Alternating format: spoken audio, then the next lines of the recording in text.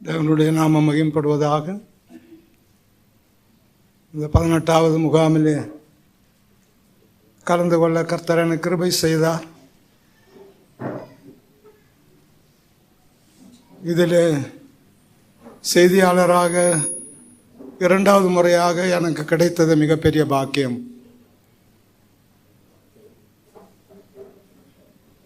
தேவனால் உபயோகிக்கப்பட்ட அநேக தேவனுடைய தாசர்கள், மிகப்பெரிய தாசர்கள் நின்ற இடத்துல அந்த மிகப்பெரிய தாசர்கள் செய்தி பகர்ந்த அந்த இடத்துல நானும் நிற்கிறதற்கு கர்த்தர் எனக்கு மறுபடியும் ஒரு கிருபை செய்தார்.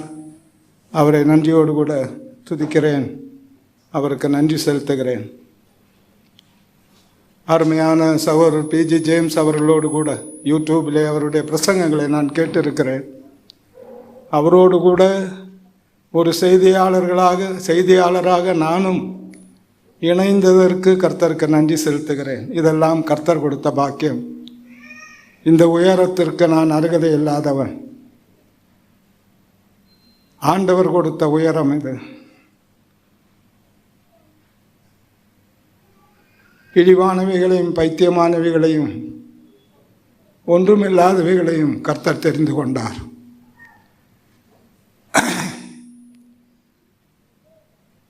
அதுதான் உண்மை. எனவே பிரசங்கியின் இடத்துல ஒன்றும் இல்லை, இழிவானவன் பைத்தியமானவன் ஒன்றும் இல்லாதவன் நம்ம எல்லாரும் குறித்தும் அப்படித்தான் சொல்லப்பட்டிருக்கிறது. நம்ம எல்லாருக்கும் நம்முடைய எஜமான் நம்மை உபயோகிக்கிறார். அவர் நம்மை உபயோகிக்கிறார் என்று நினைக்கிறதே ஒரு சந்தோஷம்தான். அவர் நம்மை உபயோகிக்காமல் இருந்தால் அதை போல ஒரு பெரிய துக்கம் வேற இல்லை. அது பேச்சாளராக மட்டும் கிடையாது, நம்முடைய வாழ்க்கையினுடைய ஒவ்வொரு பகுதியிலும் அவர் நம்மை உபயோகிக்க விரும்புகிறார். அதனால்தான் அவர் நம்மை தெரிந்தெடுத்தார். நாம் ஒன்றுமில்லாதவர்கள், நாம் பைத்தியமானவர்கள், நாம் இழிவானவர்கள். ஆனால் நம்மை வைத்து நம்முடைய எஜமான் நம்மை பிரயோஜனப்படுத்த நினைக்கிறார். தேவனுடைய பிள்ளைகளாக நாம் அதை அறியாவிட்டால் நம்முடைய வாழ்க்கையில் அது மிகப்பெரிய பரிதாபத்தை உண்டாக்கிவிடும். என்னுடைய எஜமான் என்னை எதற்காக தெரிந்தெடுத்தார், எதற்காக என்னை உபயோகிக்க நினைக்கிறார் என்று பிரியமானவர்கள் நாம் அறிந்து கொள்ளவில்லை. ஆனால் அது குடும்பத்தில் ஆனாலும் சரி, அது சபையில் ஆனாலும் சரி, அது சமூகத்தில் ஆனாலும் சரி, நம்முடைய வாழ்க்கையிலே நம்மை எந்த இடத்தில் எப்படி உபயோகிக்கப்பட தேவன் சித்தமாயிருக்கிறார் என்பதை சரியாக நாம் அறிந்து கொள்ளவில்லை. ஆனால் நாம் செய்கிற ஒவ்வொரு காரியத்திலும் எந்த அர்த்தமும் கிடையாது. நாம் செய்கிற எந்த காரியத்திலும் எந்த வெற்றியும் கிடையாது. ஏதோ செய்கிறோம், அப்படித்தான். ஒரு தேவனுடைய பிள்ளையினுடைய வாழ்க்கை மிகவும் முக்கியமானது. அநேகருக்கு இல்லாத பாக்கியம் கர்த்தர் நமக்கு கொடுத்து நம்மை தெரிந்தெடுத்தார் என்று சொல்லும் பொழுது, பிரியமான சகோதரனே சகோதரி, என்றைக்காவது இந்த எஜமான்கிட்ட, ஆண்டவரே நீர் எப்படி என்னை உபயோகிக்க விரும்புகிறீர் என்பதை நாம் கேட்டிருக்கிறோமா? நாம் அதை அறிந்திருக்கிறோமா? ஏதோ ஓடுறோம், ஏதோ நம்ம நடக்கிறோம், ஏதோ நம்ம செய்கிறோம், அப்படி இல்லை. மனைவி என்கிற ஸ்தானத்தில், கணவன் என்கிற ஸ்தானத்தில், பிள்ளைகள் என்கிற ஸ்தானத்தில், கர்த்தர் நமக்கு கொடுத்த ஒவ்வொரு ஸ்தானத்தில், ஊழியர்கள், மூப்பர்கள், இப்படி ஒவ்வொரு ஸ்தானமும் சபையில், குடும்பத்தில், சமூகத்தில் கர்த்தர் நமக்கு கொடுத்திருக்கிற அந்த நிலைமைகளில் நாம் எப்படி தேவன் நம்மை பிரயோஜனப்படுத்த விரும்புகிறார் என்பதை சரியாய் நாம் அறிந்து கொள்ளவில்லை. ஆனால் நம்முடைய வாழ்க்கையில் எந்த அர்த்தமும் கிடையாது. காரியத்தின் கடைத்தொகை, அதுதான் என்னுடைய விஷயம், எனக்கு கர்த்தர் கொடுத்த விஷயம். காரியத்தினுடைய கடைத்தொகை. பிரசங்கியிலே நாம் அதை வாசிக்கிறோம். அந்த வசனத்தை ஒரு முறை உங்களோடு கூட வாசிக்க விரும்புகிறேன். பிரசங்கி 12ஆம் அதிகாரம் 13, 14 வசனங்கள். காரியத்தின் கடைத்தொகையை கேட்போமாக. தேவனுக்கு பயந்து அவர் கற்பனைகளை கைக்கொள். எல்லா மனுஷர் மேலும் விழுந்த கடமை இதுவே. ஒவ்வொரு கிரியையும் அந்தரங்கமான ஒவ்வொரு காரியத்தையும் நன்மையானாலும் தீமையானாலும் தேவன் நியாயத்திலே கொண்டு வருவார். நானும் நீங்களும் ஒரு காரியத்தை ஆரம்பிக்கும் பொழுது நாம் சில கணக்கு நம்ம போடுறோம். எல்லாருமே அப்படித்தான். அவங்க சில கணக்கு போடுறாங்க. நான் இந்த காரியத்தை ஆரம்பித்தா அது எப்படி நடக்கணும், அது அது அது அது எப்படி வரணும், அது எப்படி மேன்மையாக வரணும், அது எப்படி எனக்கு லாபம் கொடுக்கணும் என்றெல்லாம் மனிதன் ஒரு கணக்கு போடுகிறான். அதனுடைய ஆரம்பத்தில் அவன் நல்ல நாள் பார்க்குறான், நட்சத்திரம் பார்க்குறான், ராசியை பார்க்குறான், இன்னும் பல காரியங்களை பார்க்குறான். அவன் ஒரு கணக்கு போடுகிறான். ஆனால் அந்த காரியம் எப்படி முடியும் என்பது அவன் கையில் கிடையாது. அது தேவனுடைய கையில் தான்.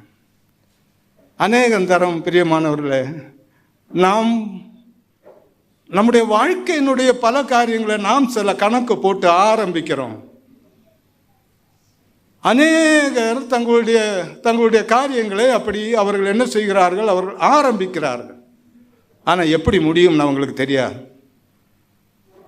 இந்த வசனம் மட்டும்தான் அது சொல்லும். நீ எப்படி ஆரம்பித்தால் அது எப்படி முடியும் என்பதை இந்த வசனம் திட்டமாய் சொல்லும். நீ எந்த காரியத்தை உன்னுடைய வாழ்க்கையில் ஒரு விவாக வாழ்க்கையானாலும் சரி, குடும்ப வாழ்க்கையானாலும் சரி, உன்னுடைய வாழ்க்கையிலே நீ எப்படி நீ ஆரம்பிக்கிறாய் என்பது மிகவும் முக்கியம். அந்த ஆரம்பம் தேவனுடைய சித்தப்படி இல்லையானால் முடிவு நீ நினைக்கிறபடி இருக்காது. அதுதான் வேதம் சொல்லுகிற சத்தியம். அநேகர் தங்களுடைய வாழ்க்கையில இன்றைக்கு அவர்கள் தோல்வி அடைந்து இருக்கிறதுக்குரிய முதல் காரணம் அதுதான். சாலமோன் எத்தனை புஸ்தகங்கள் எழுதினார் நமக்கு தெரியாது. அநேக புஸ்தகங்கள். இந்த உலகம் சாலமோனை போல ஒரு ஞானியை இதுவரை கண்டதில்லை. மிகப்பெரிய ஞானி. உலகம் பார்க்கும் பொழுது அவனை போல் ஒரு ஞானி இதுவரை வந்ததில்லை. ஆனால் தேவன் அவனை 3 புத்தகங்கள் எழுத சொன்னார். அது இந்த பரிசுத்த பக்கங்களில் அவர் சேர்த்தார். எத்தனை புஸ்தகங்கள், என்ன சாலமோன் சொன்னார் என்பது நமக்கு கவலை இல்லை, சொல்லிட்டு போட்டோம். ஆனால் தேவன் சாலமோனை எழுத சொன்னார். 3 புஸ்தகங்கள் சாலமோனை வைத்து தேவன் எழுதினார். அவனை எழுத சொன்னார். ஏனென்றால் சில காரியங்களை அவர் நமக்கு காண்பிக்க விரும்புகிறார். அந்த 3 புஸ்தகங்களை இந்த பரிசுத்த பக்கங்களில் அவர் சேர்த்தார். 1 நீதிமொழிகள், 2 பிரசங்கி, 3 உன்னத பாட்டு. இது 3ம் காலக்கணக்கில் இங்கே சேர்க்கப்படவில்லை. Not in chronological order, but in spiritual order. வேதாகமத்தில் நீங்கள் எந்த புஸ்தகத்தை பார்த்தாலும், எந்த புஸ்தகத்தை எடுத்தாலும் அது ஒரு ஸ்பிரிச்சுவல் ஆர்டராக தான் இருக்கும். ஏன் இந்த புஸ்தகம் இங்கே வைக்கப்பட்டிருக்கிறது என்று என்னைக்காவது நம்ம யோசிச்சிருக்கிறோமா? இந்த 66 புஸ்தகங்களுடைய வரிசையில் இது ஏன் இந்த இடத்துல வைக்கப்பட்டிருக்கிறது? காலக்கணக்கில் பார்த்தால் இது முன்னதாக வைக்கப்பட வேண்டும், இல்லாத பின்னதாக வைக்கப்பட வேண்டும். ஆனால் ஏன் இது இந்த இடத்திலே வைக்கப்பட்டிருக்கிறது என்பதை என்றைக்காவது நாம் சிந்தித்திருக்கிறோமா? இந்த வேதத்தினுடைய அதிகாரி ஆண்டவர் தேவன் அது எந்த இடத்துல வைக்கணும்னு அவருக்கு தெரியும். அதற்கு ஒரு மிகப்பெரிய அர்த்தம் இருக்கு. நாம் ஒவ்வொரு புஸ்தகங்களையும் நம்முடைய கையில் எடுக்கும் பொழுது, நாம் பார்க்கும் பொழுது, நாம் படிக்கும் பொழுது, இந்த இடத்துல ஏன் இது வந்திருக்குது, அதற்கெல்லாம் ஒரு மிகப்பெரிய அர்த்தம் இருக்கு. உன்னத பாட்டு சாலமோன் எழுதினார். அவனுக்கு கிடைக்காத சிநேகம் அது. தன்னுடைய வாழ்க்கையில் அவன் ஒருபோதும் இனி அந்த அன்பு அவனுக்கு கிடைக்காது. 300 மனைவிகளும் 700 வைப்பாட்டிகளும் இருக்கிற அந்த வாழ்க்கைக்கு இந்த உத்தம சிநேகம் கிடைக்குமா? ஆனால் தன்னுடைய வாழ்நாள் முழுவதும் அது அவன் மறக்கவில்லை. ஆண்டவர் அதை தேவன் அவனை வைத்து அது எழுத வைத்தார். அது அவனுக்கு கிடைக்காத அன்பு. அது அவனுடைய வாழ்க்கையில் இனி அந்த சிநேகம் கிடைக்காது. ஏன்? அவனுடைய வாழ்க்கை அப்படிப்பட்டது. இனி அவன் அதற்கு தகுதியற்றவன். இனி ஒருபோதும் அந்த அந்த அன்பு, அந்த சிநேகம் அது அவனுக்கு கிடைக்காது. நான் பிற்பாடு உங்களோடு கூட அதெல்லாம் பகிர்ந்து கொள்ளுவேன். வேதம் பல சத்தியங்களை நமக்கு உரைக்கிற மாதிரி சொல்ல விரும்புகிறது. ஆனால் நமக்கு அந்த நாம் அதை உரைக்கிற மாதிரி எடுத்துக்கிறோமா என்பதுதான் சந்தேகம். 300 மனைவிகளும் 700 வைப்பாட்டிகளும் அவனுடைய அரண்மனை என்று சொல்லுகிறது பல தேசத்துடைய பெண்களால் நிறைந்தது என்பதை நான் இந்த வசனத்துக்கெல்லாம் போக விரும்பவில்லை. வசனம் இருக்குது, நீங்கள் எடுத்து பாருங்கள். பல தேசத்தில் இருக்கிற பெண்கள் அவனுடைய அரண்மனையில், அவனுடைய கன்னிமாடத்தில் நிறைகிறார்கள். அவனுக்கு உத்தம சிநேகம், இந்த உன்னத பாட்டு கிடைக்குமா? கிடைக்காது. ஏன் தெரியுமா? நீங்கள் உன்னத பாட்டின் ஒவ்வொரு வசனத்தையும் நீங்கள் வாசிக்கணும். என் பிரியமே, என் ரூபவதி என்று சொல்லும் பொழுது, பிரியமானவர்களே, ஒரு காரியம், அந்த அதிகாரங்களில் நீங்கள் வாசிக்கும் பொழுது நம்முடைய சரீரத்தினுடைய ஒவ்வொரு அவயவங்களை குறித்து அந்த உன்னத பாட்டில் சொல்லப்பட்டிருக்கிறது என்பதை நீங்கள் கோடிட்டு வாசித்திருக்கிறீர்களா? நம்முடைய சரீரத்தினுடைய ஒவ்வொரு அவயவங்களும் அது எவ்வளவு பரிசுத்தமாய் இருக்க வேண்டும் என்பதை உன்னத பாட்டு நமக்கு வெளிப்படுத்தி காண்பிக்கிறது. அதை சொல்ல நான் இந்த நேரத்தை பிரயோஜனப்படுத்தவில்லை, ஆனால் அதை கோடிட்டு நான் காண்பிக்க விரும்புகிறேன்.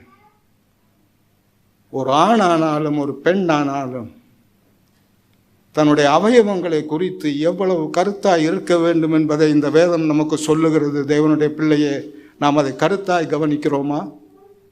அப்படி இருந்தால் இந்த உத்தம கீதத்தில் சொல்லப்பட்ட பிரியமே, ரூபவதி, அதற்கு அர்த்தம் இருக்கிறது. அதை ஒவ்வொரு ஆணும் ஒவ்வொரு பெண்ணும் அனுபவிக்க முடியும் என்பதை வேதம் சத்தியமாய் சொல்லுகிறது.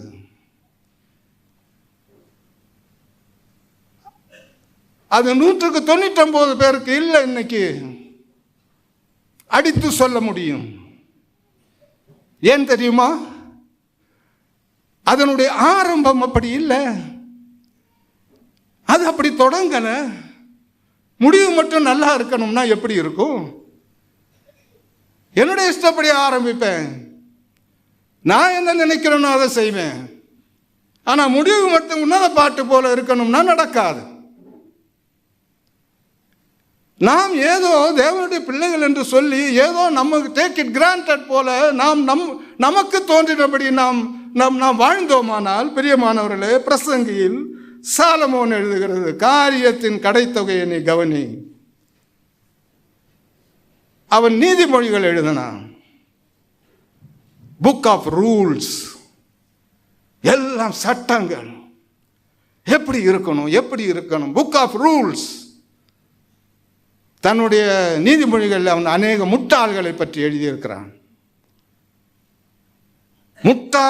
முட்டாள்கள் நிறைந்த ஒரு உலகத்தை அவன் பார்த்திருக்கிறான். நீதிமொழிகளில் பல முட்டாள்களை குறித்து எழுதியிருக்கிறான். அவனுக்கு பிறந்த ஒரு மகன் முழு முட்டாளாய் பிறந்தான், ரெகோபெயாம்.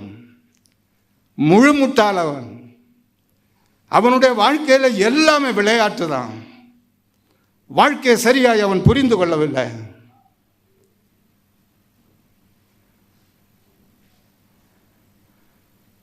அந்த முழு முட்டாளை நினைத்து நீதிமொழிகளை அவன் எழுதினான்.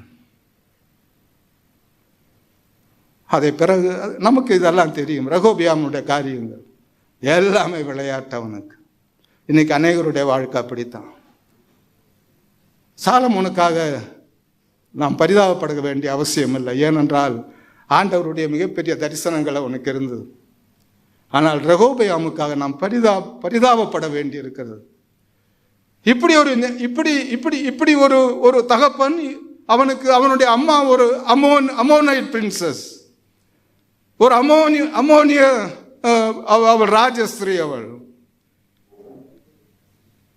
அவனுடைய தகப்பன் அவன் ஒரு முட்டாள். அதனால் தான் ரெகொபெயாமுக்காக நாம் பரிதாபப்பட வேண்டியிருக்கு. இந்த உலகம் சாலமோனை ஞானி என்று சொல்லும், இந்த வேதம் சாலமோனை முட்டாள் என்று சொல்லும். அதனால் தான் ஒரு முழு முட்டாளை அவன் என்ன செய்தான், பெற்றெடுத்தான். The book of rules, பிரசங்கி is a book of regrets. மனஸ்தாபப்பட்ட அவன் ஒரு தன்னுடைய வாழ்நாளின் கடைசியில் பல காரியங்களை அவன் மனஸ்தாபப்பட்டான். நான் மீண்டும் அதை சோதித்து பார்த்தேன், நான் மீண்டும் அதை பிரயோகித்து பார்த்தேன் என்றெல்லாம் நாம் அந்த வார்த்தைகளை நாம் சிந்திக்க போகிறோம். அவனுடைய வாழ்க்கையில் தான் செய்த காரியங்களை குறித்துள்ள துக்கம் அவனுக்கு வந்த நாட்கள் இருந்தது. 2 முறை தேவன் அவரை சந்தித்தார் என்று நமக்கு தெரியும். அந்த 2 முறையும் தேவனிடத்திலிருந்து அவன் ஞானத்தை பெற்றுக்கொண்டான். ஞானம் வேண்டும் என்று அவன் சொன்னான். தேவன் தான் அவனுக்கு அந்த ஞானத்தை கொடுத்தார். இந்த உலகம் அவனை ஞானி என்று பார்க்கும், ஆனால் அவனுக்கு ஞானத்தை கொடுத்த தேவன் அவனை எப்படி பார்த்தார் என்பது இந்த 3 புஸ்தகங்களும் நமக்கு சொல்லும். அவன் தன்னுடைய அம்மாவுக்கு ரொம்ப செல்ல பிள்ளை. அவன் தன்னுடைய அம்மாவுக்கு லெமுவேலேன்னு செல்லமா தன்னுடைய மகனை அந்த அம்மா கூப்பிடுவாங்க. நீதிமொழிகள் 31ஆம் அதிகாரம் வாசித்து பாருங்கள். என்னுடைய கர்ப்பத்தின் குமாரனே, என்னுடைய பொருத்தனைகளின் புத்திரனே. அதுக்கெல்லாம் எவ்வளோ பெரிய அர்த்தம் தெரியுமா? என்னுடைய கர்ப்பத்தின் குமாரனே, என்னுடைய பொருத்தனைகளின் புத்திரனே. நீங்கள் நீதிமொழிகளை 30 அதிகாரம் வாசித்தால் ஒரு தகப்பன் தன்னுடைய பிள்ளையினிடத்தில் பேசுகிறது போல ஒரு தகப்பன் பேசுகிறது காரியங்களை சொல்லும். ஆனால் 31ஆம் அதிகாரம் ஒரு அம்மா தன்னுடைய மகனிடத்தில் பேசுகிறதை சொல்லும். ஒரு அப்பா தன்னுடைய பிள்ளையிடத்தில் பேசுகிறதுக்கும் ஒரு அம்மா பேசுகிறதற்கும் வித்தியாசம் இருக்கிறது. அது நீதிமொழிகளுடைய புஸ்தகம் நமக்கு நன்றாக ஒரே அதிகாரம் 31ஆம் அதிகாரம் இருந்தாலும் அது ஒரு அம்மா தன்னுடைய மகனை பற்றி சொல்லுகிற காரியங்கள் பல வால்யூம்ஸ். அதை எழுதி தீர்க்க முடியாது. ஒவ்வொரு வசனமும் உங்களிடத்தில் நான் பேச போனால் அதெல்லாம் ஒரு வால்யூம். அது அப்படிப்பட்ட ஒரு பெண்ணை லெமுவேலே உன்னால் கண்டுபிடிக்க முடியுமா? குணசாலியான ஸ்திரீயை கண்டுபிடிப்பவன் யார்? அவனுடைய அம்மா அவனிடத்தில் பேசுகிற காரியங்கள். அவன் தன்னுடைய அம்மாவுக்கு செல்ல பிள்ளை. தன்னுடைய அம்மாவை கனப்படுத்தின சாலமோனை போல ஒரு மகனை இந்த வேதத்தில் நான் வாசித்ததில்லை. தன்னுடைய அம்மாவுக்கு தனக்கு ஒத்த ஒரு சிங்காசனம் வைத்து தன்னுடைய அம்மாவை அந்த சிங்காசனத்தில் அமர்த்தினவன் சாலமோன். அந்த எழுத்துக்களை வாசிக்கும் பொழுது தன்னுடைய அம்மாவின் மேல் எவ்வளவு அவன் மதிப்பு வைத்திருக்கிறான், எப்படி அவன் கனப்படுத்தினான் தன்னுடைய அம்மாவை என்று நாம் அங்கே வாசிக்கிறோம். அப்பொழுதெல்லாம் தன்னுடைய அம்மாவை அவன் நேசித்தான். ஆனால் நீங்கள் 1 ராஜாக்கள் 2ஆம் அதிகாரத்தை நீங்கள் வாசித்து பார்ப்பீர்கள், அம்மா சொன்னதை அவன் கேட்க மாட்டான். நமக்கு அதுவும் ஆச்சரியமா இருக்கும். தன்னுடைய அம்மா சொன்னதை அவன் கேட்க மாட்டான். ஏன் தெரியுமா? அவன் தாவீதுனுடைய மகன். தாவீதுனுடைய காரியத்தை அவன் நிறைவேற்ற வேண்டும். அதை சரியாய் செய்தான் சாலமோன். அதை சரியாய் செய்தான். தாவீதுக்கு மிகவும் தாவீது சொன்னதை போல செய்த ஒரு மகன்தான் சாலமோன். அதே 1 ராஜாக்கள் 2ஆம் அதிகாரம் நீங்கள் வாசித்து பாருங்கள். தன்னுடைய மரண படுக்கையில் இந்த சாலமோனை அமர வைத்து தன்னுடைய இருதயத்தை தாவீது திறக்கிறான். அவனுக்கு மனைவிகள் நிறையா பேர் 7 பேருக்கு மேலே இருந்தாங்க. அவனுக்கு பிள்ளைகள் இருந்தாங்க. ஆனால் தன்னுடைய இருதயத்தை திறக்கிறதற்கு தன்னுடைய மரண படுக்கை வரை அவன் யாரையும் கண்டதில்லை என்பது வேதம் சொல்லுகிற சத்தியமாகும். அவனுடைய வாழ்க்கையில் வந்த மிகப்பெரிய தோல்வி அது. என்னுடைய மனசை நான் யாருக்கிட்டையும் திறக்க முடியல என்று ஒரு ஒரு ஒரு ஒரு ஒரு ஒரு ஸ்திரீ நினைப்பானால் தன்னுடைய வாழ்க்கையில எவ்வளோ பெரிய தோல்வி அது. ஒரு ஆண் தன்னுடைய தன்னுடைய தன்னுடைய இருதயத்தை திறந்து சொல்லுகிறதுக்கு ஒரு ஆள் கூட இல்லையே என்று அந்த நிலைமை வருகிறது. எவ்வளவு பெரிய பரிதாபம். ஈரோட்டில் ஊழியம் செய்து கொண்டிருக்கும் பொழுது கோபிச்செட்டிப்பாளையத்திலிருந்து ஒரு முஸ்லீம் சகோதரி ஓடி வந்தால் ஒரு நாள் எங்கள் வீட்டுக்கு, நாங்கள் அங்கே போய் ஊழியம் செய்வோம். அந்த முஸ்லீம் சகோதரி சொன்னால், நான் சொல்றது யார்கிட்ட போய் சொல்றது, உங்ககிட்ட சொல்றேன். என்னுடைய மனைவி நடத்த தன்னுடைய இருதயத்தை அவள் திறந்தாள். அந்த காரியம் நான் சொல்ல முடியாது. தன்னுடைய குடும்பத்தில் ஒரு கணவனிடத்தில் தன்னுடைய இருதயத்தை ஒரு மனைவி திறந்து சொல்ல முடியவில்லை என்றால் என்ன குடும்ப பந்தம் அது? என்ன குடும்பம் அது? என்னுடைய மனசை நான் யாரிடத்துல திறக்கிறது? தாவீது தன்னுடைய இருதயத்தை திறக்கிறான். உள்ளே பார்த்தால் தழும்புகள் இருக்கிறது, புண்கள் இருக்கிறது, அவனால் தாங்க முடியாத வேதனை இருக்கிறது. தன்னுடைய ஆயுட்காலம் முழுவதும் அவன் அதை சுமந்து கொண்டு வந்திருக்கிறான். யாரிடத்துல சொல்லுகிறது? தன்னுடைய அந்த சின்ன வயசுல சாலமோனை அழைத்து தன்னுடைய மரண படுக்கையிலே அந்த ஒரு அதிகாரம் முழுவதும் நீங்கள் வாசித்து பார்த்தீர்களானால் மிகவும் வித்தியாசமான அதிகாரம் அது. அந்த அதிகாரத்தில் 2 வசனம் ஒரே மாதிரி வரும். அதுதான் அந்த அதிகாரத்தை நமக்கு புரிய வைக்கும். சாலமோனுடைய ராஜ்யபாரம் நிலைத்தது. அதுதான் 2 இடத்துல வரும். ஒன்று, அதே அதிகாரத்தில் தாவீது தன்னுடைய இருதயத்தை திறந்த பிறகு சாலமோன் எல்லாத்தையும் கேட்டுருவான். எல்லாத்தையும் கேட்டு முடிஞ்ச பிறகு ஆவியானவர் எழுதுவார், அவனுடைய ராஜ்யபாரம் ஸ்திரப்பட்டது என்று எழுதுவார். அதற்கு பிறகு சம்பவங்கள் வரிசையாக வரும். அந்த சம்பவங்கள் வரிசையாக வந்து அது முடியும் பொழுது எப்படி முடியும் என்றால், சாலமோனுடைய ராஜ்யபாரம் ஸ்திரப்பட்டது. 2க்கும் வித்தியாசம் இருக்குதா? 2 ஒரே மாதிரி வசனம் தானே.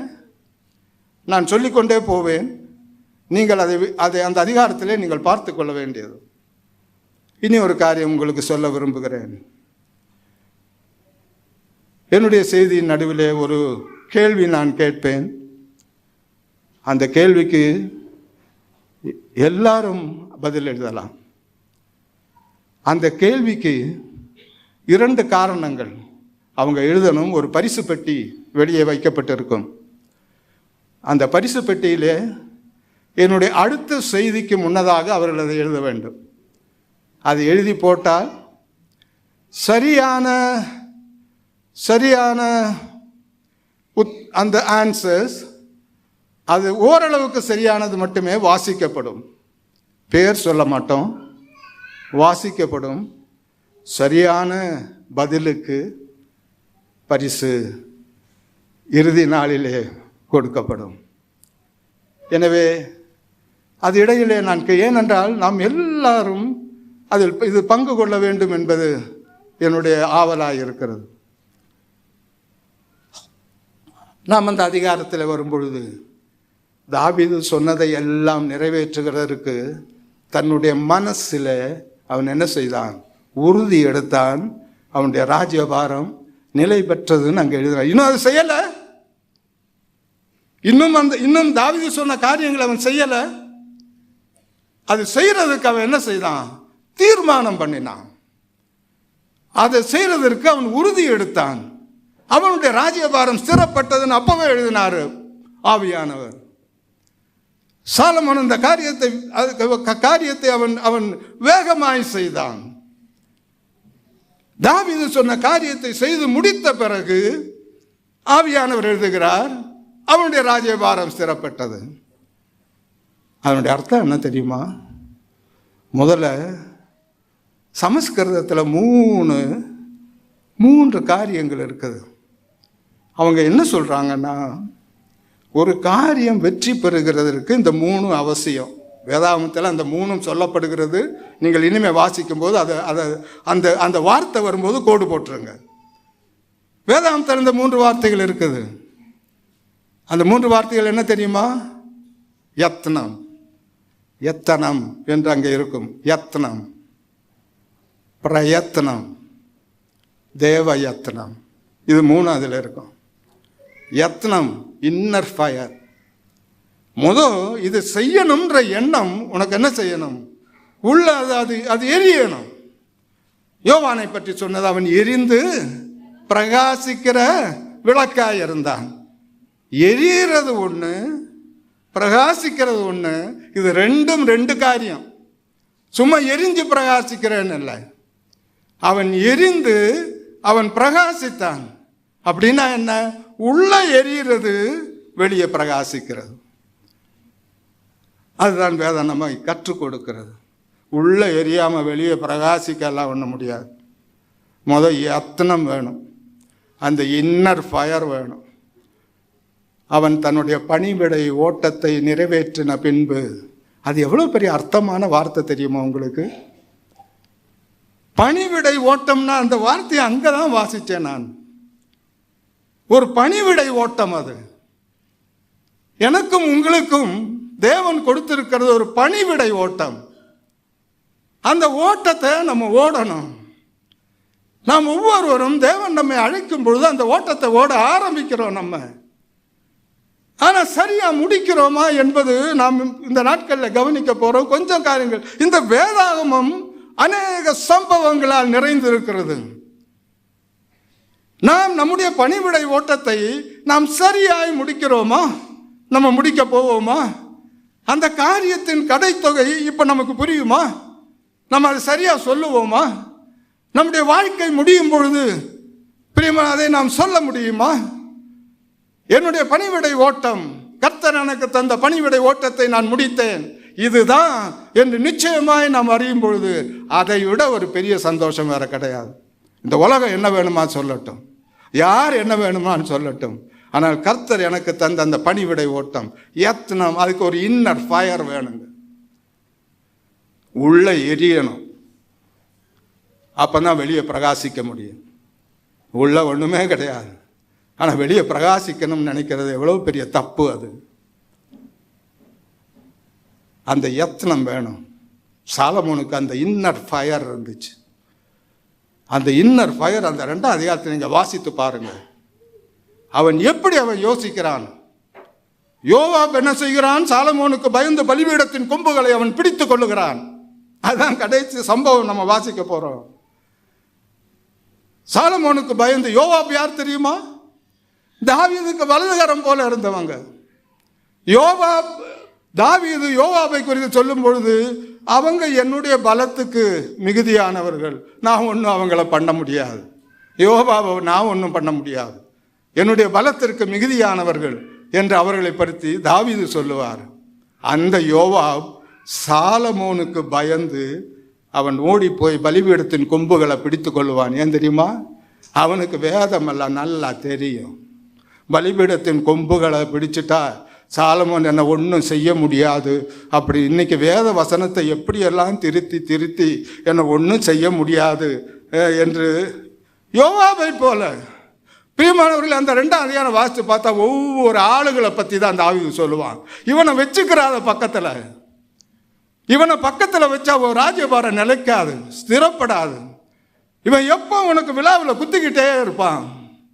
நான் இவங்களால ரொம்ப கஷ்டப்பட்டு போயிட்டேன், இவங்க ரொம்ப என்ன டார்ச்சர் பண்ணவங்க, என்னுடைய விழாவுக்கு முள்ளாய் ஈட்டியாய் இருந்தவங்க. சாலமோனை இவன் உன் பக்கத்தில் இருக்கக்கூடாது, எப்படி சாகணும்னு சொல்லுவார்.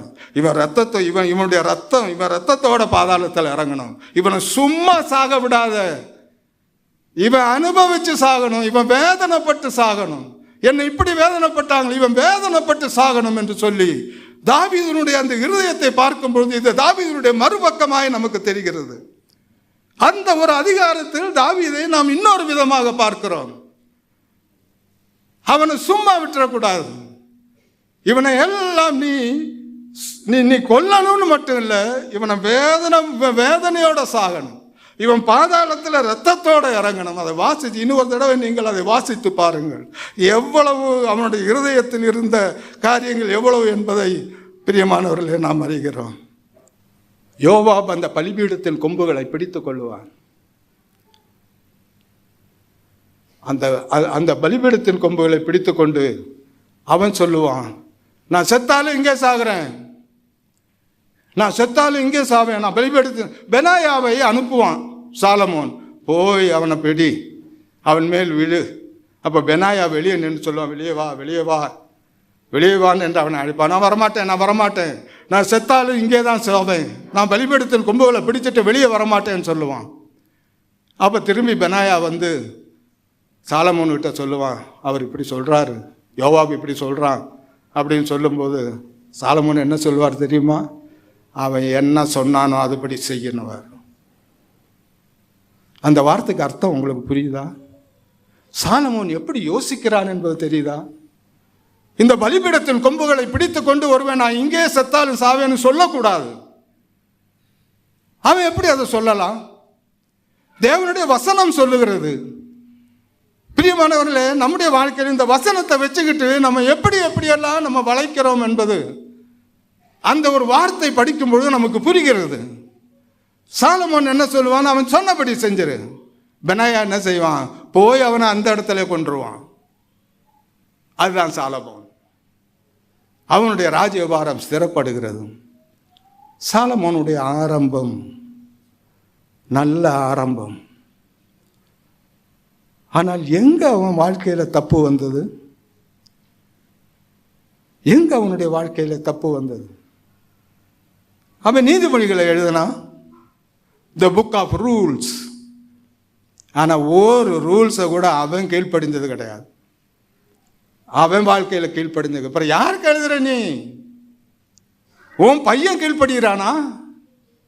ரெகொபெயாம், நீ எழுதி வச்ச நீதிமொழிகள் வரிசையா 3000 நீதிமொழிகள் எழுதினார் என்று வேதாகமத்தில் வாசிக்கிறோம். அதில் 1000 நீதிமொழிகள் அது சொல்லப்பட்டிருக்குது.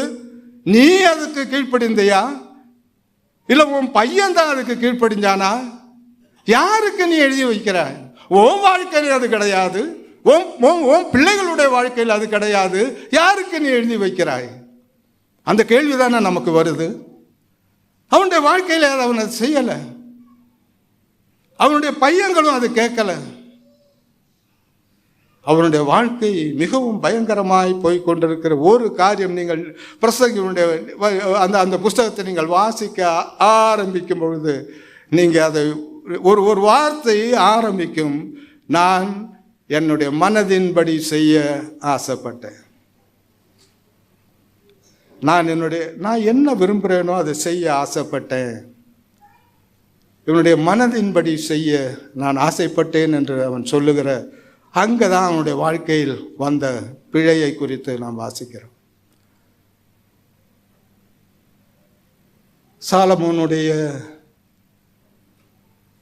சாலமோனுக்கு ஆண்டவர் 2 தடவை தரிசனமானார். நான் முகவுரையாய் நாம் இந்த நாட்களில் நாம் உள்ளே போகிறதற்கு முன்னதாக முகவுரையாய் இதெல்லாம் நான் உங்களுக்கு சொல்லுகிறேன். சாலமோனுடைய ராஜ்யபாரத்தில் எருசலேமை சுற்றிலும் அவன் மேடைகள், குன்றுகள், மேடைகள், சிலைகள் அவன் வைத்தான். யாருக்கு தெரியுமா? மேலோகு என்கிற தேவதைக்கு அவன் என்ன செய்தான்? சிலைகளை வைத்தான். அந்த சிலைகளை அவன் வெண்கலத்தினால் செய்தான். அந்த சிலைகள் உள்ள ஓட்டையாக இருக்கும். அது உள்ள அந்த ஓட்டையாக இருந்து அப்படி இருக்கிற சிலைகள் தான் அந்த சிலைகள். அந்த சிலைகளை என்ன செய்வார்கள்? உள்ளே நெருப்பை மூட்டுவார்கள். உள்ளே நெருப்பை மூட்டி அது அக்னினாலே, சூடினாலே அது தகதகவென்று அது ஜொலிக்க ஆரம்பிக்கும். அந்த வெண்கலம் சூடேறும். அவங்க ட்ரம் எல்லாம் அடிப்பாங்க, உச்ச ஸ்தாதிக்கு போவாங்க. அந்த சத்தத்துக்கு மேலே சத்தம், ட்ரம் எல்லாம் அடித்து கூக்குரல் இட்டு ஒரு 2 வயது 3 வயதுள்ள ஒரு குழந்தை அவங்க கையில் இருக்கும். அது ஆண் குழந்தையாகவோ பெண் குழந்தையாகவோ இருக்கும். அந்த குழந்தைய அந்த ட்ரம் அடித்து உச்ச சாதியில் அவங்க கூக்குரல் இடும் பொழுது அந்த குழந்தையை அந்த மேலோகு அந்த சிலை தேவதையினுடைய மடியிலே அந்த குழந்தையை போடுவாங்க. அந்த குழந்தை என்ன எவ்வளவு துயரத்தில் துடிதுடித்து இறக்கும் என்பதை நாம் நம்முடைய சிந்தனையில் கூட அதை பார்க்க முடியாது. முட்டாள் அல்லவா சாலமோன்? முட்டாள் அல்லவா? என்ன ஞானி அவன்! அவனுடைய எருசலேம் முழுவதும் அந்த சிலைகளை அவன் வைத்தான். அந்த காரியங்கள் தொடர்ந்து நடந்து கொண்டிருந்தது. தேவன் பார்த்து கொண்டிருந்தார். தேவன் எப்பொழுதுமே அவர் பார்ப்பார், ஒரு நாள் இறங்கி வருவார். எப்போ தெரியுமா? அவன் எருசலேமில் அந்த சிலையை வச்சான். எருசலேமை சுற்றிலும் சிலைகளை வைத்த அவன் அந்த எருசலேமிலே அவன் என்ன செய்தான்? அந்த சிலையை வைத்தான். தேவன் இறங்கி வந்தார். அதையும் நாம் வாசிக்கிறோம். 3வது முறை சாலமோனுக்கு தேவன் தரிசனமான விதம் வேற. அவர் ஒரு தூதனை அனுப்பல, அவர் ஒரு தீர்க்கதரிசியை அனுப்பல, அவர் நேரடியாக அவர் வந்தார். நேரடியாக வந்து அவர் சாலமோனிடத்தில் சொன்னது என்ன தெரியுமா? தாவீதை நான் நினைக்கலன்னா அதை இப்பவே செஞ்சிருப்பேன்னு சொன்னார். நான் மட்டும் தாவீதை நினைக்காம இருந்திருந்தேனா நான் இப்பவே அதை செஞ்சிருப்பேன்னு சொன்னார். அந்த கோபம் புரிந்தது சாலமோனுக்கு. அன்று விழுந்த இஸ்ரவேல் ஜனம் இன்னும் எந்திரிக்கல. அதற்கு பிறகு நாம் வாசிக்கிறோம், இந்த கோத்திரங்கள் பிரிஞ்சதெல்லாம் நம்ம வாசிக்கிறோம். எங்கெல்லாம் அடிமைகளாய் போனார்கள் என்பது சரித்திரம் நமக்கு சொல்லுகிறது. அதை போல பாடுபட்ட ஒரு ஜாதி இன்னைக்கு உலகத்தில் கிடையாது. இன்னும் அன்றைக்கு சாலமோனுடைய காலத்தில் விழுந்ததுதான், இன்னும் அது எந்திரிக்கல. சாலமோனிடத்தில் ஆண்டவர் சொன்னார், நான் தாவீதை நான் நினைக்கலன்னா நான் இன்னைக்கே அதை செஞ்சிருப்பேன்னு சொன்னார். பிரியமானவர்களே, அநேகந்தரம் நம்முடைய வாழ்க்கையில் ஆண்டவர் எவ்வளவு சந்தர்ப்பங்கள் கொடுத்து வருகிறார்னு நம்ம புரிஞ்சிருக்கிறோமா? ஆண்டவருடைய கோபத்தை நம்ம இதுவரை புரிஞ்சுக்கல. அதனால நம்ம இஷ்டப்படியே நம்ம வாழ்ந்து கொண்டு இருக்கிறோம். ஆண்டவருடைய கோபம் என்னன்னு என்னைக்காவது யோபு சொல்லுவார், அவருடைய விரல் என்ன தொட்டுச்சுன்னு. காரியங்களை நம்ம பார்க்குறோம். ஒரு விரல் தொட்டதுனால அவனுடைய வாழ்க்கையில் வந்த சம்பவங்கள். தேவனுடைய கோபம் என்னன்னு தேவனுடைய பிள்ளைகளாக நாம் புரிந்து கொள்ள முடியாது. ஏன் தெரியுமா? நாம் அந்த கோபத்தை பார்க்க போறது இல்லை. அது அவருடைய வாக்கு. தேவனுடைய கோபம் இந்த உலகம் பார்க்க போது. வெளிப்படுத்தின விஷயம் 6ஆம் அதிகாரத்திலிருந்து 13ஆம் அதிகாரம் வரை நீங்கள் வாசித்து பாருங்கள். தேவனுடைய கோபம், ஆட்டுக்குட்டியாவனுடைய கோபத்திற்கு எங்களை மறைத்துக் கொள்ளுங்கள் என்று சொல்லுகிற நாள் வரப்போகிறது. தேவனுடைய கோபம் என்னவென்று இந்த உலகம் ஒரு நாள் அறிய போகிறது. இந்த உலகம் தாங்காத அன்னைக்கு தேவனுடைய கோபம் என்ன. ஆனால் தேவனுடைய பிள்ளைகளாகிய உங்களுக்கும் எனக்கும் தேவனுடைய கோபம் தெரியாது. ஏன் தெரியாது? அது ஒரு நாளும் தெரிய போகிறதில்லை என்று வேதம் சொல்லுகிறது. நாம் ஒரு நாளும் நியாய தீர்ப்பு அடைய போகிறதில்லை. நாம் ஒரு நாளும் ஆக்கினை தீர்ப்பு அடைய போகிறதில்லை. ஒரு நாளும் இல்லை. நம்முடைய பாவம் நினைக்கப்பட போவதில்லை என்று வேதம் சொல்லுகிறது. தேவனுடைய கோபம் என்னன்னு நமக்கு தெரியாது. இனி ஒரு நாள் நமக்கு தெரிய போவதில்லை. ஏன் தெரியுமா? அந்த கோபம் கல்வாரி சிலுவையிலே தம்முடைய குமாரன் மேல் அவர் காண்பித்தார். 6ஆம் மணி நேரம் முதல் 9ஆம் மணி நேரம் வரைக்கும் அந்தகாரம் உண்டாயிற்று. என் தேவனே ஏன் என்னை கைவிட்டீர் என்று அவர் அலறினார். பிதாவே என்று சொல்லித்தான் அவர் சிலுவையில் ஏறினார். பிதாவே என்று சொல்லித்தான் அவர் சிலுவையிலிருந்து இறங்கினார். ஆனால் நடுவிலே அவர் தேவனே என்று சொல்ல வேண்டியிருந்தது. ஏன் என்னை கைவிட்டீர் என்று சொல்ல வேண்டியிருந்தது. ஏன் தெரியுமா? நானும் நீங்களும் அந்த வார்த்தையை சொல்லக்கூடாதுன்றதுக்காகத்தான். இன்னைக்கு அநேகர் ரொம்ப ரொம்ப ஈஸியாக சொல்லிடுறாங்க, தேவன் என்னை கைவிட்டாருன்னு. தேவனுடைய பிள்ளைகள் எத்தனை தடவை சொல்கிறாங்க, தேவன் என்னை கைவிட்டாருன்னு. நானும் நீங்களும் அந்த வார்த்தையை சொல்லக்கூடாது என்பதற்கு தான் கல்வாரி சிலுவையில் அவர் கைவிடப்பட்டவராக. பிரியமான நம்முடைய வாழ்க்கையில் நாம் அந்த ஆக்கினி தீர்ப்பை நாம் பார்க்க போறதில்லை. ஆனால் நாம் செய்கிற ஒவ்வொரு காரியங்களும் அவர் என்ன செய்வார், அதற்கு ஒரு விளைவு இருக்கிறது. மன்னிப்பார், மன்னிக்கிறார், விளைவு இருக்கிறது. ஆனால் அதை நம்ம அனுபவிச்சு தான் ஆகணும். இன்னைக்கு இஸ்ரவேல் ஜனம் அனுபவிக்குது. சாலமோன் அதை புரிஞ்சுக்கிட்டான். சாலமோன் தன்னுடைய வாழ்க்கையில அவன் மனம் திரும்பினான். அவன் எழுதி வைத்தான் பிரசங்கி புஸ்தகத்தை. அவன் அதை அறிந்தான். தன்னுடைய வாழ்க்கையில அவன் அறிக்கை எடுகிறது தான் அது, த புக் ஆஃப் ரிக்ரெட்ஸ். அவன் அறிக்கை எடுகிறான். தேவன் எல்லா பாவத்தையும் மன்னிச்சிருவாருங்க. அவரால் எல்லா பாவத்தையும் மன்னிக்க முடியும் அவரால். ஆனால் ஒரே ஒரு பாவத்தை மட்டும் அவரால் மன்னிக்க முடியாது. என்ன தெரியுமா? அறிக்கை இடாத பாவம், அன்கன்ஃபஸ்ட் சின். சிலர் என்ன நினைக்கிறாங்கன்னா, சிலர் இந்த பாவத்தை வச்சுக்கிட்டு அவங்க எல்லாம் அவங்க அவங்க அப்பத்திலையும் பாத்திரத்திலையும் பங்கு பெறுறாங்க, எல்லாம் அவங்க தேவனுடைய ஜெபிக்கிறாங்க. தேவனுடைய சன்னிதானத்தில் சங்கீதத்தில் நம்ம வாசிக்கிறோம். நம்ம ஜெபிக்கும் போது எங்கே போகிறோம்? மகா பரிசுத்த ஸ்தலத்துக்கு, அவர் இருக்கிற இடத்துக்கு, அவருடைய சிங்காசனத்துக்கு நாம் என்ன செய்கிறோம்? நாம் போகிறோம். ரொம்ப தைரியமாக தான் போகிறாங்க. ஆனால் தன்னுடைய பிரியமானவர்களே, இந்த வேதம் நமக்கு சொல்லுகிற ரகசியம் மாதிரி வேற எந்த புஸ்தகத்திலையும் கிடையாது. ஒரு பெரிய மலையை தூக்கி மடுவை தூக்கி அப்படியெல்லாம் வேதம் சொல்லலை. ஒரு சின்ன காரியம். ஆண்டவருக்கு தெரியும் நம்முடைய பாவங்கள், நம்முடைய குறைகள், நம்முடைய குற்றங்கள். என்னைக்காவது நம்ம அதை கன்ஃபஸ் பண்ணலைன்னா தேவன் மன்னிக்க மாட்டார். அதையும் தூக்கி சுமந்துக்கிட்டு பிரியமான எத்தனை பேர் நம்ம இருக்கிறோம். நாம் சரியா இந்த சத்தியங்களை புரிந்து கொள்ளுகிறது இல்லை.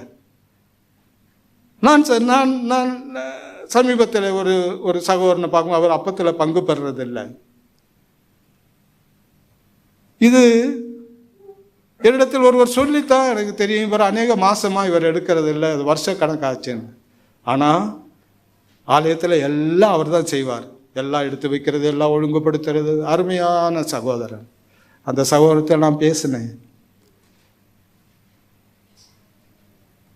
நான் மன்னிப்பு கேட்டால் அவங்க மன்னிப்பு என்னை மன்னிக்கிறது இல்லை. இது நடந்துருச்சு, அவ்வளோதான். அதுக்கு ஒரு தீர்வு வரல அப்படின்னு தான் அவர் சொன்னார். வேதாம மன்னிப்பை பற்றி என்ன சொல்கிறது தெரியுமா? பிரியமான, முதலாவது நாம் தேவனிடத்தில் மன்னிப்பு கேட்கணும்.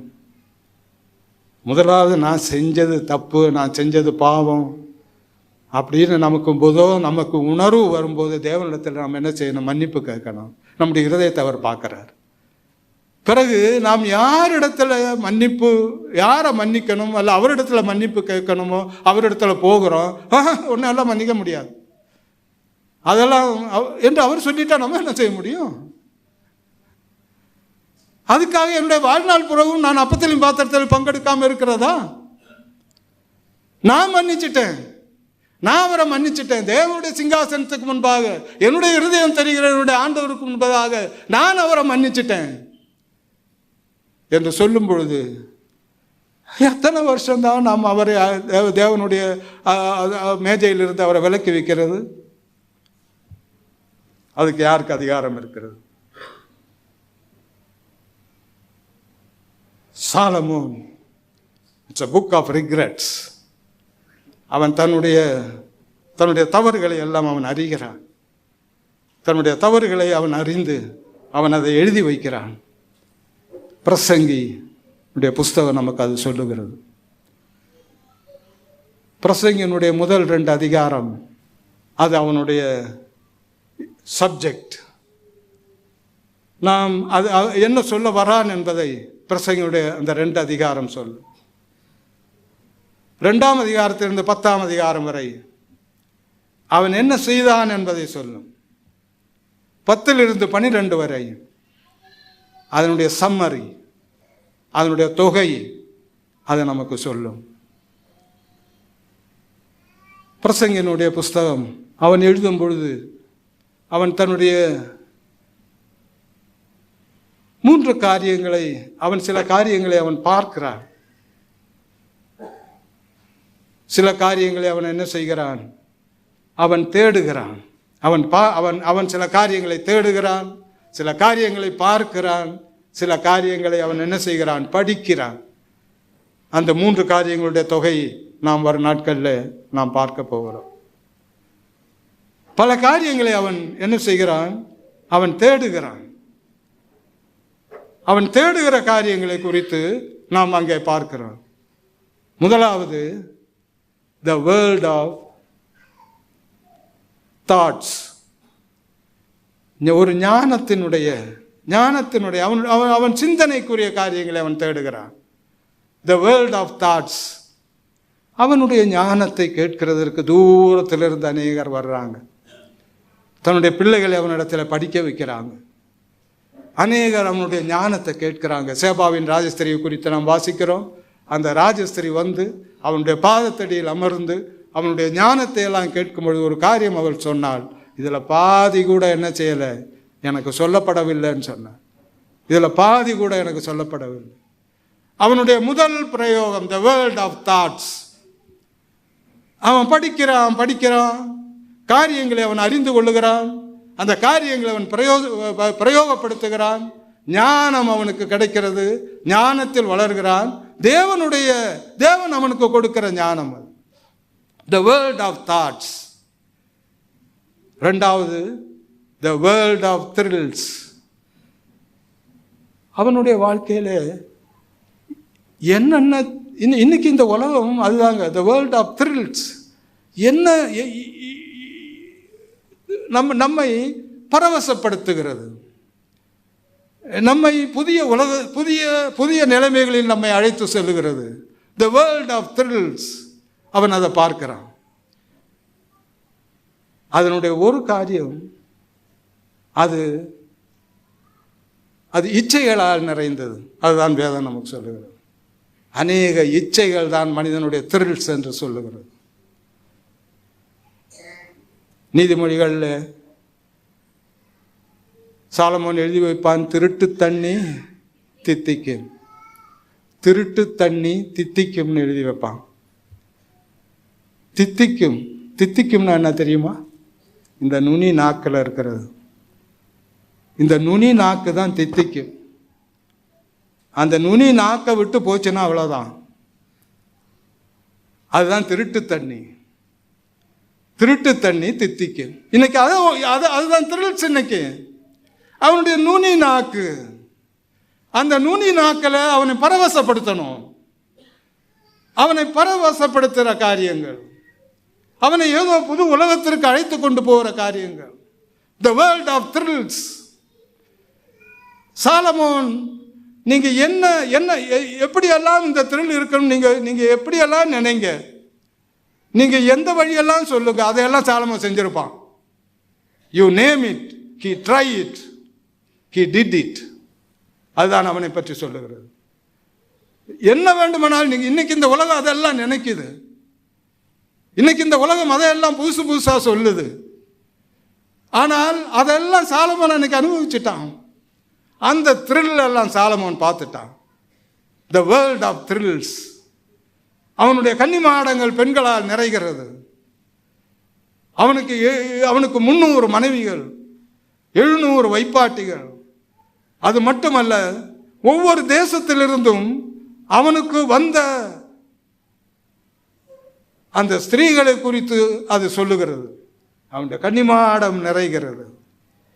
அவனுடைய அரண்மனை எப்போ பார்த்தாலும் டான்ஸ் தான். அதை பற்றியெல்லாம் நம்ம வாசிக்கிறோம். அவன் அந்த அந்த அந்த அந்த அந்த பரவசமான வாழ்க்கைக்கு அவன் அங்கே போகிறதை நாம் பார்க்கிறோம்.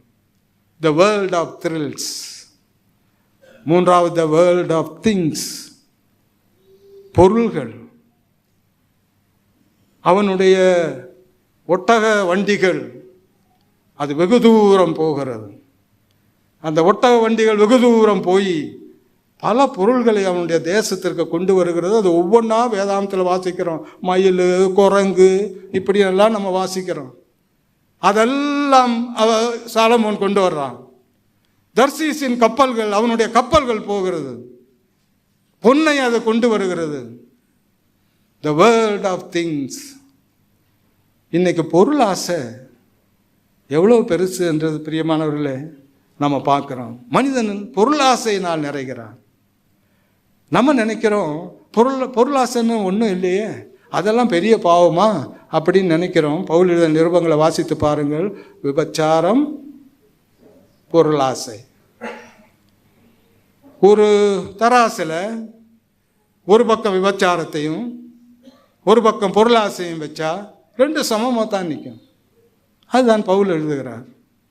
வேதவசனம் அதுதான் நமக்கு சொல்லுகிறது. The world of things. இன்னைக்கு பொருளாசையினால் நிறைந்தவங்க. இந்த மூன்று காரியங்கள் அவனுடைய வாழ்க்கையில் வர, நான் என்னுடைய மனதை பிரயோகித்தேன், நான் இதையெல்லாம் நான் அனுபவிக்க ஆசைப்பட்டேன், என்னுடைய வாழ்க்கையில் இந்த காரியங்கள் நான் செய்யணும்னு விரும்பினேன். அவன் செய்தான். என் கண்கள் இச்சித்தவைகளில் ஒன்றையும் நான் என்ன செய்யவில்லை, மறைக்க.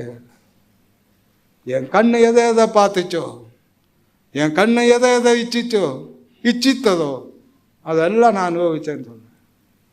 அதை விட இனி ஒரு ஆள் என்ன சொல்றது? The world of thoughts, the world of thrills, the world of things. இது அவனுடைய வாழ்க்கையில் நிறைந்தது. ஆனால் இதுக்கு அடியிலெல்லாம் அவன் என்ன எழுதுனான்னு தெரியுமா? இது வியர்த்தமானது, இது வீணானது, நான் இதையெல்லாம் வெறுத்தேன், என்னுடைய வாழ்க்கையை நான் வெறுத்தேன்னு எழுதுகிறார். அவன் தன்னுடைய வாழ்க்கையோட கடைசியில், அதுதான் சூசைடு, அதுதான் தற்கொலை பண்ணுற தற்கொலைக்கு ஒரு மனுஷன் வந்துட்டான்றது காரியம். அதுதான் அந்த அந்த நான் இதையெல்லாம் வெறுத்தேன், என்னுடைய ஜீவனை வெறுத்தேன் என்று சொல்லும் பொழுது ஒரு மனிதன் அந்த தற்கொலை என்கிற அந்த நிலைமைக்கு மனுஷன் வந்துட்டான்னு அர்த்தம். சூசைட் பாயிண்ட்டுக்கு வந்துட்டான். அந்த நிலைமை தான் சாலமோனுக்கு வந்தது. இன்னைக்கு அநேகர் என்ன செய்கிறாங்கன்னா, அவங்க தற்கொலையை ரொம்ப லேசாக எடுத்துக்கிறாங்க, ரொம்ப லேசாக அவங்க தற்கொலை பண்ணிக்கிறாங்க. ஆனால் ஒரு தற்கொலை பண்ணினவனை அடுத்த செகண்டு ஆண்டவர் பேச வச்சுட்டாருன்னா, ஒரு நிமிஷம் பேச வச்சுட்டாருன்னா, அது எவ்வளோ பெரிய பாடு, துக்கம், எவ்வளோ பெரிய தப்புன்னு அன்னைக்கு மனுஷன் புரிஞ்சுக்கிறவான். அப்படி பேசுனேன். அந்த ஐஸ்வர்யவான் ஆபிரகாம்கிட்ட கேட்டார், என் சகோதரர் 5 பேர் இருக்கிறாங்க, அவன் லாசரு போய் அவங்கக்கிட்ட சொல்லணும் அப்படின்னு சொன்னபோது, உயிரோடு இங்கே இருக்கிறாங்க, தீர்க்கதரிசிகள் இருக்கிறது, மோசை இருக்கிறது. அப்போ அவன் சொன்னது, ஒரு மரித்து உயிரோடு இருந்தவன் போனால் ஒருவேளை அவங்க கேட்பாங்க. வேதாந்தத்தில் நாம் வாசிக்கிறது, அதுக்கு அடுத்ததாக உயிர்ப்பிக்கப்படுகிற மனிதன் லாசரு.